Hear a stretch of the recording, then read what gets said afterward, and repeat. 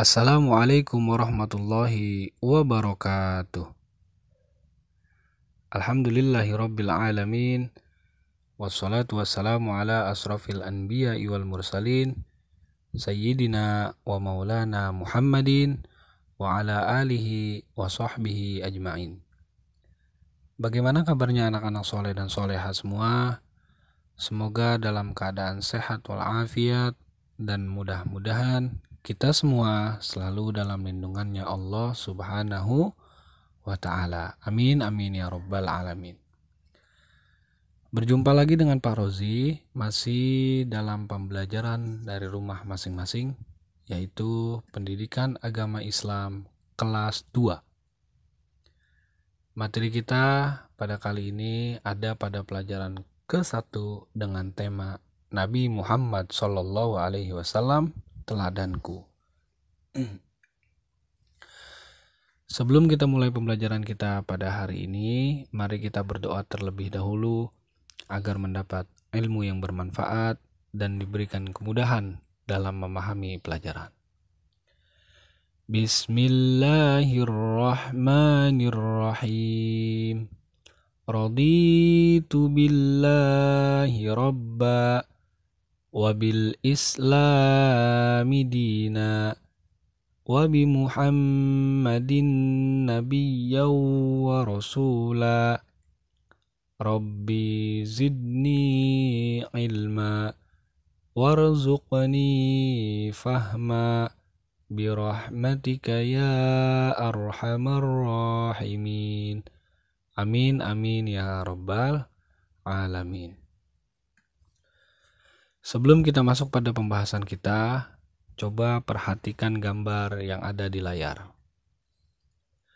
Gambar berikut ini berurutan, berisi tentang pesan kejujuran. Pada pertemuan yang lalu, kalian sudah menceritakan gambar-gambar yang berurutan ini. Sekarang coba kita perhatikan gambar-gambar ini lagi. Pada gambar yang pertama, terlihat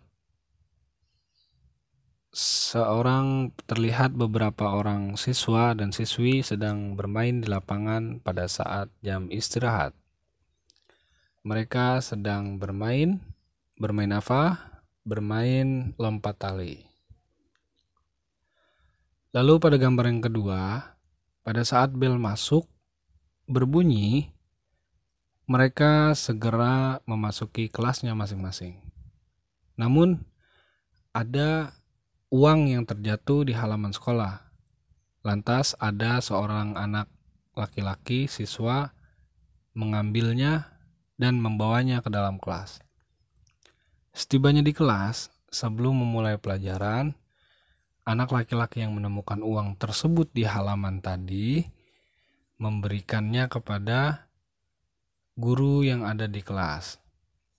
Kemudian pada gambar yang keempat, guru tersebut memberikan informasi mengenai apa yang ditemukan oleh siswa tadi, mencari kepemilikan dari uang yang ditemukan tadi.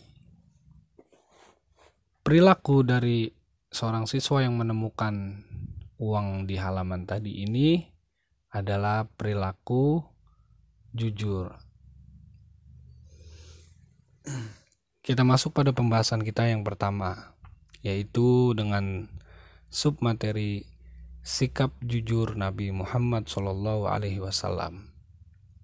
Sebelum kita mulai, coba Pak Rozi mau tanya, siapa yang tahu apa itu jujur? Ya betul, jujur adalah, lihat di layarnya, jujur artinya kesesuaian antara ucapan dan perbuatan. Sekali lagi, jujur artinya kesesuaian antara ucapan dan perbuatan. Nabi Muhammad SAW terkenal jujur dalam setiap perkataan dan perbuatannya. Dengan kejujurannya, beliau Nabi Muhammad SAW mendapat gelar Al-Amin, Siapa yang tahu apa itu artinya Al-Amin? Betul sekali. Al-Amin artinya orang yang dapat dipercaya. Sejak kecil, Nabi Muhammad SAW memiliki sifat jujur. Beliau dikenal sebagai pedagang yang jujur. Beliau tidak pernah membohongi pembeli dan selalu mengatakan keadaan barang sesuai kenyataannya. Nabi Muhammad SAW oleh sebab itu menganjurkan kita untuk selalu bersikap jujur, yaitu jujur kepada Allah Subhanahu wa Ta'ala, jujur kepada diri sendiri, jujur kepada orang tua, guru, dan jujur kepada semua orang. Selanjutnya pesan sikap kita setelah tahu materi tentang sikap jujur Nabi Muhammad SAW itu harus seperti apa? Sikap kita harus selalu berkata dan berbuat jujur.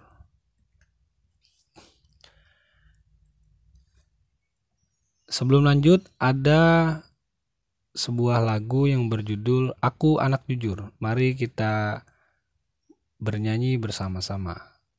Sebelumnya, kalian pasti sudah tahu lagu Pelangi-Pelangi. Kita akan menyanyikan Aku Anak Jujur dengan nada lagu Pelangi-Pelangi. Mari bernyanyi bersama. Jadi anak jujur dicintai Allah.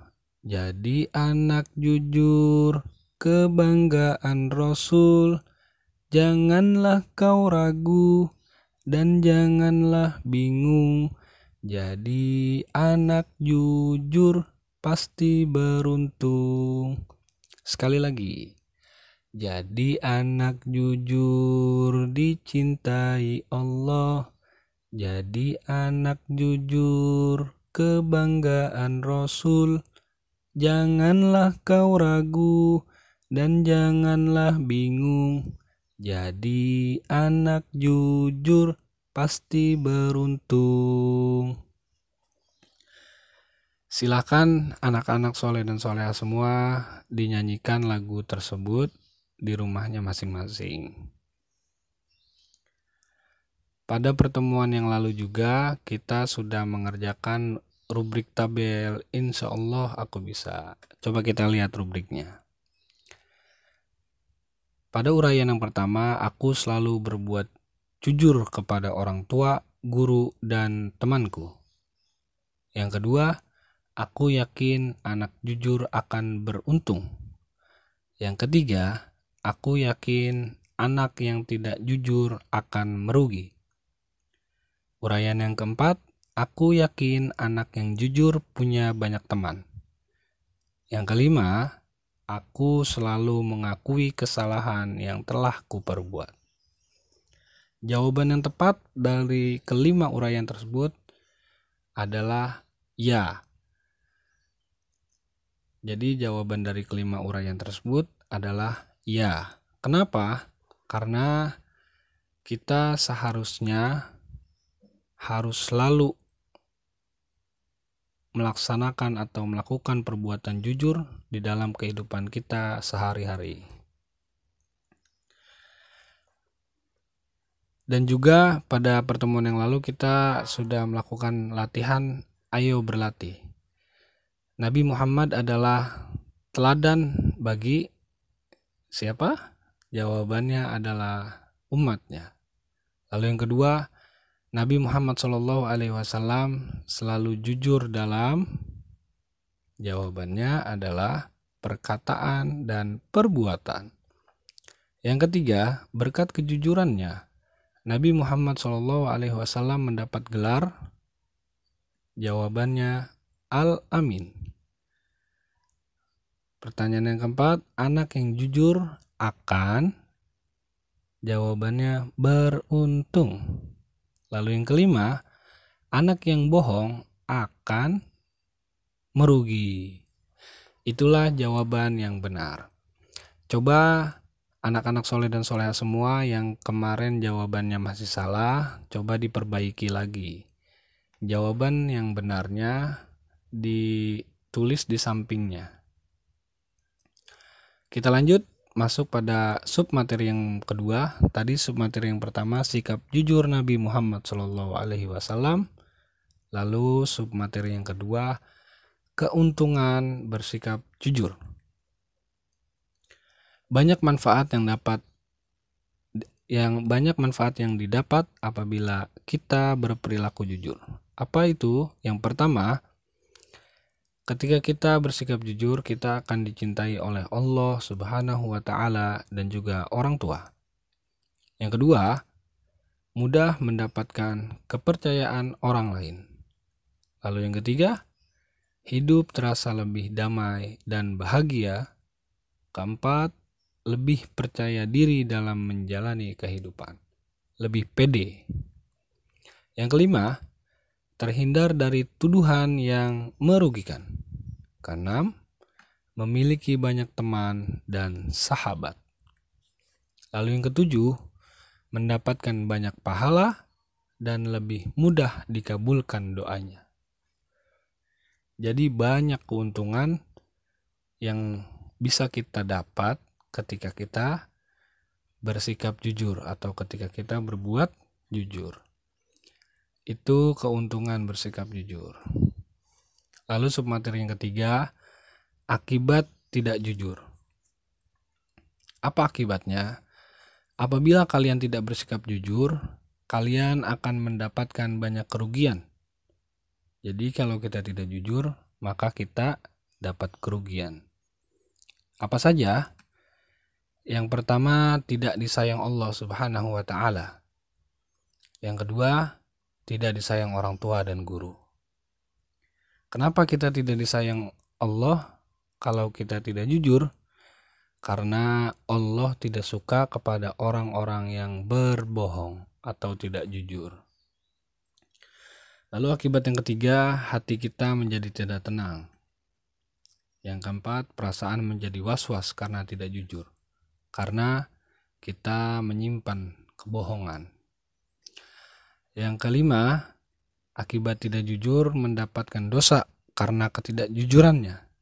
Jadi kalau kita tidak jujur atau kita berbohong, maka akibatnya kita berdosa. Yang keenam, dibenci teman-teman. Kalau kita suka bohong, tidak jujur, maka kita akan dibenci teman atau tidak punya teman, tidak ditemani. Itulah akibat dari sikap tidak jujur. Oleh sebab itu, kita harus bersikap jujur. Kita harus mencontoh perilaku dari siapa? Dari Nabi Muhammad SAW. Karena Nabi itu merupakan uswatun hasanah bagi umatnya, teladan yang baik bagi umatnya. Lalu sikap kita setelah mempelajari sikap jujur dari Nabi Muhammad SAW, keuntungan bersikap jujur dan juga akibat dari tidak jujur, apa sikap kita? Coba lihat, sikap kita dimanapun dan kapanpun, aku harus bersikap jujur. Aku tidak boleh berbohong. Jika aku berbuat salah, aku akan meminta maaf dan berkata jujur.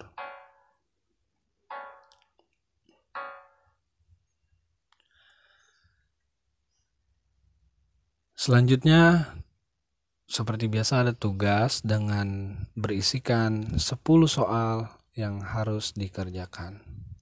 Nanti hasilnya dikirim via Japri ke Pak Rozi. Oke? Alhamdulillahirrabbilalamin, pembahasan kita mengenai Nabi Muhammad SAW, teladanku, telah kita bahas bersama.